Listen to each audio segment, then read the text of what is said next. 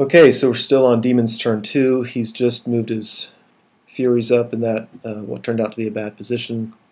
You notice where he decided not to charge my Pegasus Knights on the hill, and instead he's just going to shoot at him with his Flamers.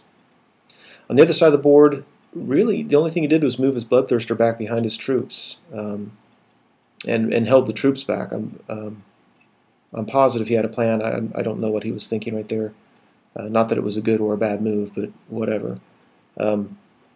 So battles kind of stalled, or at least the potential battles kind of stalled on the left side of my board.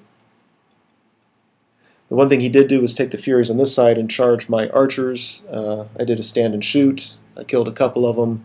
They beat me in combat, outnumbered me. My guys fled, caused a panic attack with the other archer unit, and my grand scheme of taking 20 arrows a turn and throwing it at his demons is now dead because all the archers are dead.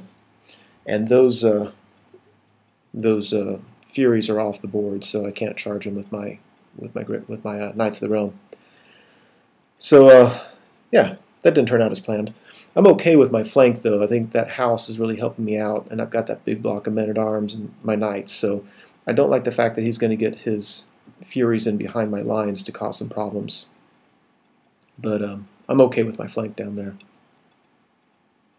So this is just another look at how the board looked during their turn 2. He took his Flamers, shot at my Pegasus Knights, did 2 wounds, so he killed a guy, caused a panic test, and they fled.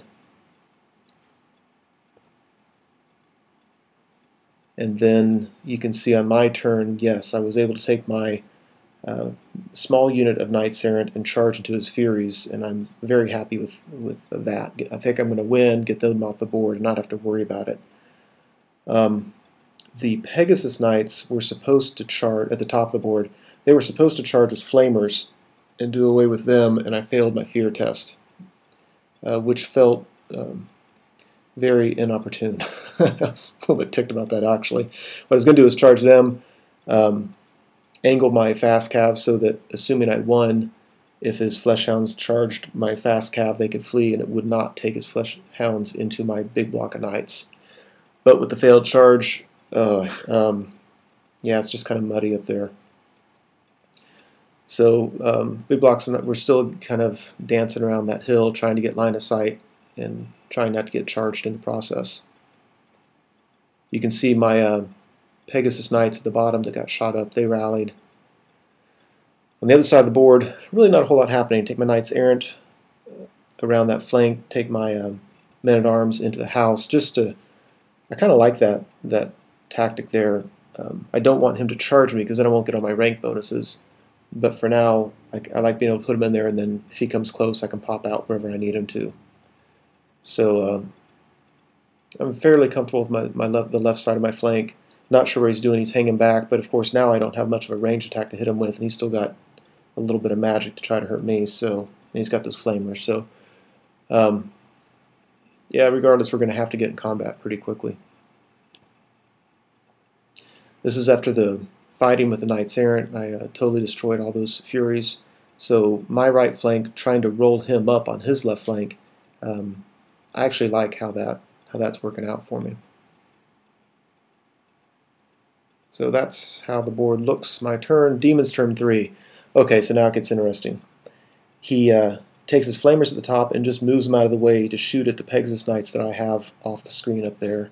It opens up his Flesh Hounds next turn to charge anybody I have in anywhere around that hill.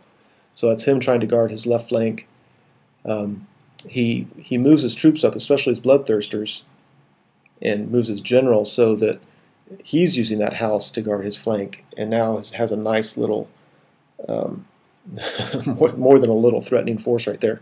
His Bloodthirsters also set up to charge my big blocks of knights in the flank if I just let him stay there.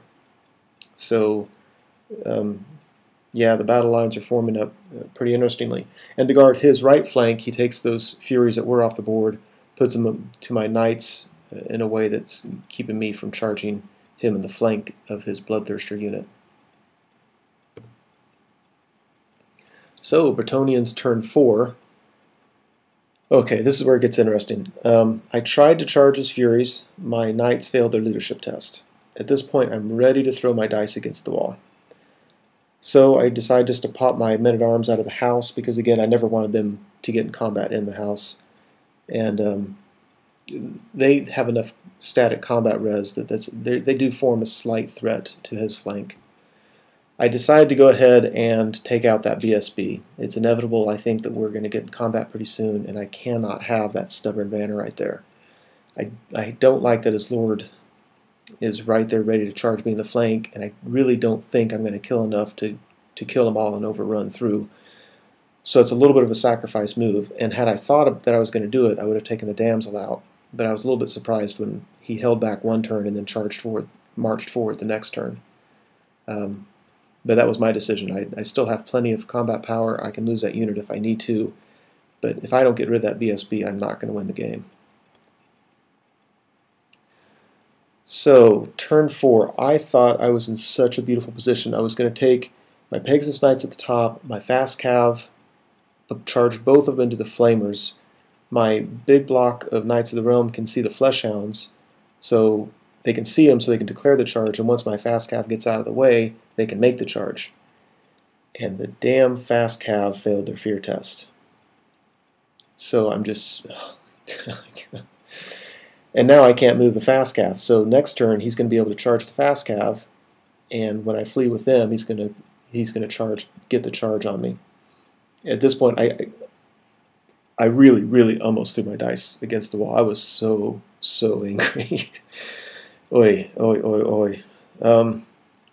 I thought, oh man, I was so excited because I'd take out the Flamers. My Knights, I really think with the charge, are going to take out those Fleshhounds, and then I would just be in a really good position. But it was not to be. So, move everybody up.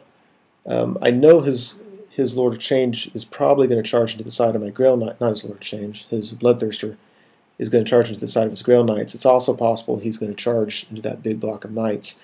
And I've just reconciled myself to whatever he does. I've just had my general sitting there in the lower left part of the screen. You can see the wing of his Royal Pegasus. Just to let him do what he's going to do, I'll just flee and charge him in the flank or rear with my general. So there's another look at the battlefield. And you can see that his lord can't stay there unless he wants to get charged in the flank with my men-at-arms. I mean, he'd probably win that, but again, I have a lot of static combat res going for me.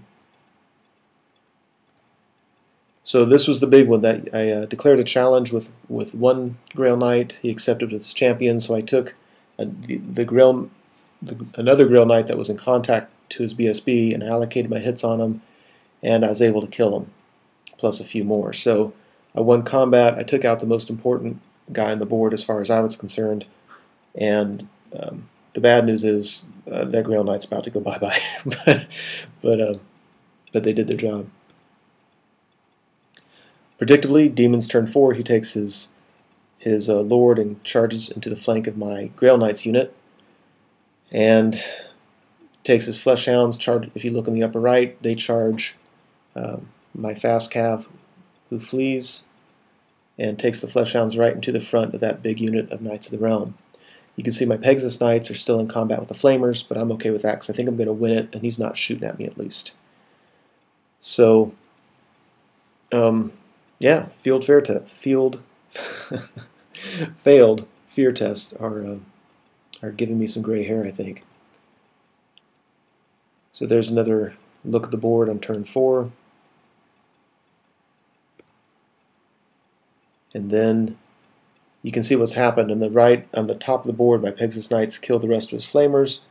The Fleshhounds kill only one Knight, and what that's going to do is it's going to allow me to stay in combat, and I have 2 units of Knights ready to countercharge those Fleshhounds. And I'm not going to be able to get the flank with them, but that's still a fair number of hits, and I think I'm going to take them out next turn. So I can't complain about that combat.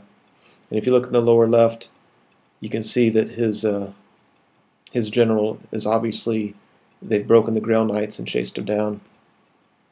And what he did was smart. If you remember where those Grail Knights were, they were in front of that Bloodletter unit, and he flew the Furies in behind my guys. So when he won combat, my guys automatically were destroyed because they fled into an enemy unit that was over unit strength 5. So they're gone. His general overran and didn't roll very much for his overrun, so he's sitting there ready for a flank charge from my general. So I like how things are going on my right. They're not going wonderfully on my left, although the key to the game, as far as I was concerned, has been accomplished in terms of getting that VSB dead. And I do have a fair amount of guys on my left ready to charge his other flank. So I'm running out of time for this segment. So this epic game, Bretonnia's Demons, continue in part 3.